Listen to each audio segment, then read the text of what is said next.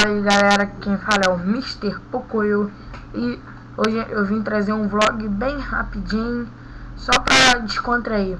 E nesse vlog que eu vou trazer é meu primeiro vídeo, é meu primeiro nervoso, mas tá tudo certo, tudo bem. E aqui eu tô procurando um vídeo aqui, aí tem o Mr. Flui. Mr. Flui é meu amigo.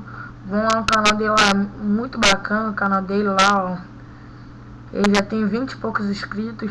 Ele começou semana passada também. Pode ver que o MTR dele é mesmo que o meu, que a gente somos amigos. E o canal é bem maneiro. Ele mostra alguns vlogs, como mexer na Tubercast, um vlog bem rapidinho, como colocar a foto no seu... a foto na tua capa de youtuber. E eu vim trazer esse vídeo aqui bem rapidinho pra vocês. Bem rapidinho. Aí tem que 7 minutos é maneiro,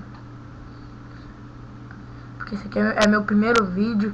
O áudio aí não deve estar muito bom, porque eu não tenho meu R7 quebrou. E no dia, e se você comentar, dar um like aí pra me ajudar, porque é muito importante dar um like aí pra canal ficar mais famoso e aumentando a cada dia mais um vídeo. Isso aí galera, só um vídeo rapidinho, um vídeo básico.